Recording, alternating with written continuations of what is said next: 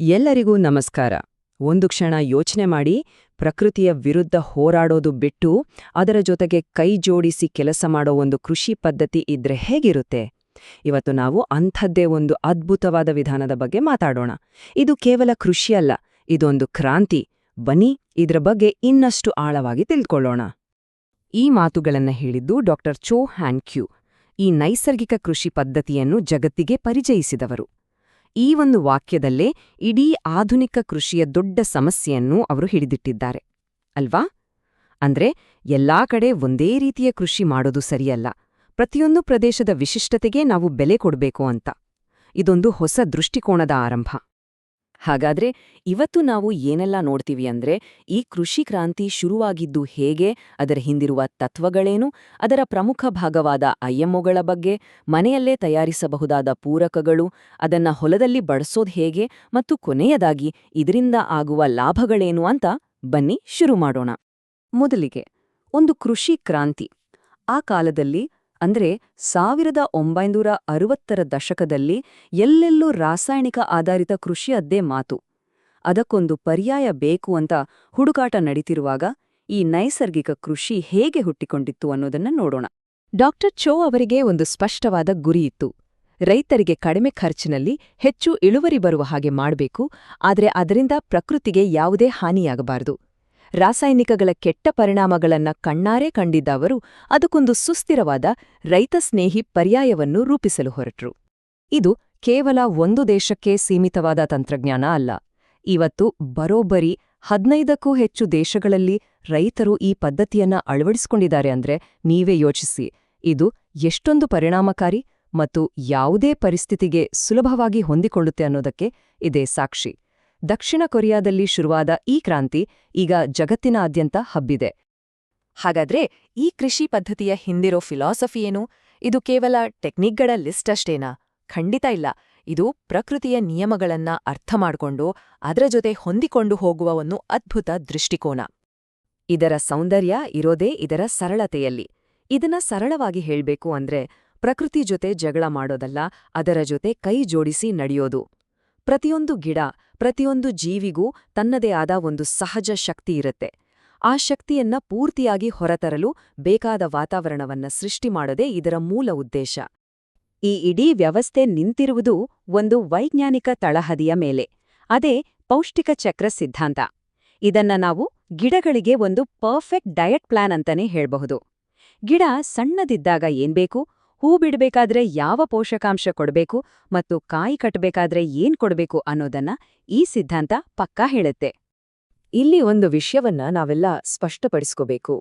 ನೈಸರ್ಗಿಕ ಕೃಷಿ ಅಂದ ತಕ್ಷಣ ಇದು ಸಾವಯವ ಕೃಷಿ ಅಂತ ಅನ್ಕೋಬೇಡಿ. ಇದು ಅದಕ್ಕಿಂತ ತುಂಬಾನೇ ವಿಭಿನ್ನ. ಸಾವಯವ ಕೃಷಿ ಅನ್ನೋದು ಒಂದು ವಿಶಾಲವಾದ ಪದ, ಆದ್ರೆ ಇದು ಡಾಕ್ಟರ್ ಚೋ ಅವರು ರೂಪಿಸಿದ ತನ್ನದೇ ಆದ ನಿರ್ದಿಷ್ಟ ಸಿದ್ಧಾಂತ, ಪದ್ಧತಿಗಳು ಮತ್ತು ಮನೆಯಲ್ಲೇ ತಯಾರಿಸುವ ಪೂರಕಗಳನ್ನು ಹೊಂದಿರುವ ಒಂದು ಸ್ಪೆಸಿಫಿಕ್ ಸಿಸ್ಟಮ್. ಬನ್ನಿ ಈಗ ಈ ಇಡೀ ಸಿಸ್ಟಮ್ನ ಹೃದಯ ಭಾಗಕ್ಕೆ ಹೋಗೋಣ. ಅದರ ಹೆಸರು ಇಂಡಿಜಿನಿಯಸ್ ಮೈಕ್ರೋ ಆರ್ಗಾನಿಸಮ್ಸ್ ಅಥವಾ ಸಿಂಪಲ್ ಆಗಿ ಐಎಂಒಗಳು. ಇದು ಈ ಇಡೀ ವ್ಯವಸ್ಥೆಯ ಅಡಿಪಾಯ ಅಂತಾನೆ ಹೇಳಬಹುದು. ಹಾಗಾದ್ರೆ ಈ ಐಎಂಒಗಳು ಅಂದ್ರೆ ಬೇರೇನೂ ಅಲ್ಲ, ನಮ್ಮ ಸುತ್ತಮುತ್ತಲಿನ ಮಣ್ಣಲ್ಲಿ, ಕಾಡಲ್ಲಿ ಸಾವಿರಾರು ವರ್ಷಗಳಿಂದ ಇರೋ ಸೂಕ್ಷ್ಮ ಜೀವಿಗಳು. ಇವು ಅಕ್ಷರಶಃ ಟಫ್ ಗೈಸ್ ಇದ್ದ ಹಾಗೆ. ಯಾಕಂದ್ರೆ ಅಲ್ಲಿನ ಬಿಸಿಲು, ಮಳೆ, ಚಳಿ ಎಲ್ಲವನ್ನೂ ನೋಡಿ ಬೆಳೆದಿರ್ತವೆ. ಹಾಗಾಗಿ ಲ್ಯಾಬ್ನಲ್ಲಿ ಬೆಳೆಸೋ ಸೂಕ್ಷ್ಮ ಜೀವಿಗಳಿಗಿಂತ ಇವು ಹೆಚ್ಚು ಶಕ್ತಿಶಾಲಿ ಮತ್ತು ಪರಿಣಾಮಕಾರಿ. ಇವು ಮಣ್ಣಲ್ಲಿ 2 ಮುಖ್ಯವಾದ ಕೆಲಸ ಮಾಡುತ್ತವೆ. ಒಂದು, ಕಸಕಡ್ಡಿಯನ್ನೆಲ್ಲ ವಿಭಜಿಸಿ ಗಿಡಕ್ಕೆ ಬೇಕಾದ ಊಟವನ್ನಾಗಿ ಮಾಡುತ್ತವೆ, ಅಂದ್ರೆ ನ್ಯೂಟ್ರಿಯನ್ಸ್ ಆಗಿ ಪರಿವರ್ತಿಸ್ತವೆ. ಇನ್ನೊಂದು, ರೋಗಗಳು ಬರದ ಹಾಗೆ ಮಣ್ಣನ್ನು ಆರೋಗ್ಯವಾಗಿಡ್ತವೆ, ಮಣ್ಣಿಗೆ ಒಂದು ರೀತಿಯ ರೋಗ ನಿರೋಧಕ ಶಕ್ತಿಯನ್ನು ಕೊಡುತ್ತವೆ. ಅದ್ಭುತ. ಅಂದ್ರೆ ಇದನ್ನ ಸಂಗ್ರಹಿಸೋದು ತುಂಬಾನೇ ಸುಲಭ. ಸ್ವಲ್ಪ ಅನ್ನವನ್ನ ಒಂದು ಮರದ ಡಬ್ಬಿಯಲ್ಲಿಟ್ಟು ಹತ್ತಿರದ ಕಾಡಲ್ಲಿಟ್ರೆ ಸಾಕು. ಅಲ್ಲಿನ ಸೂಕ್ಷ್ಮ ಜೀವಿಗಳೇ ಅನ್ನದ ಮೇಲೆ ಬಂದು ಬೆಳೆಯುತ್ತವೆ. ಪ್ರಕೃತಿಯೇ ತನ್ನ ಶಕ್ತಿಯನ್ನ ನಮಗೆ ಕೊಡುತ್ತೆ.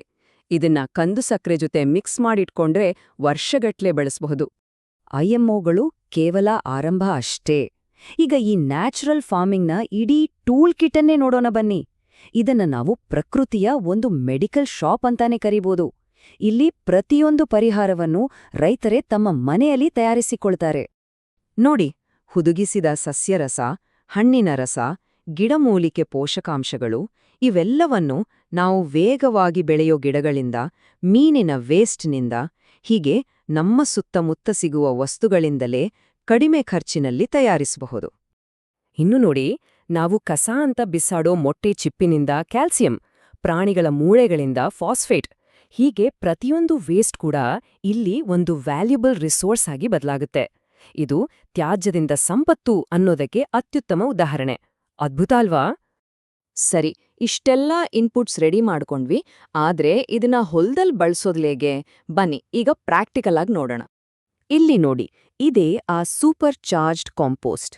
ನಾವು ಸಂಗ್ರಹಿಸಿದ IMOಗಳನ್ನ ಈ ಸಾವಯವ ಗೊಬ್ಬರಕ್ಕೆ ಸೇರಿಸಿದಾಗ ಅದು ಮಣ್ಣಿಗೆ ಒಂದು ರೀತಿ ಹೊಸ ಜೀವವನ್ನೇ ಕೊಡುತ್ತೆ. ಇದು ಮಣ್ಣನ್ನು ನಂಬಲಾಗದಷ್ಟು ಫಲವತ್ತಾಗಿ ಮಾಡುತ್ತೆ.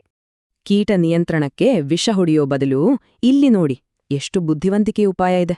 ಒಂದು ರೀತಿಯ ಪರಿಮಳವನ್ನ ಬಳಸಿ ಕೀಟಗಳನ್ನ ಬೆಳೆಯಿಂದ ದೂರ ಸೆಳೆಯಲಾಗುತ್ತೆ.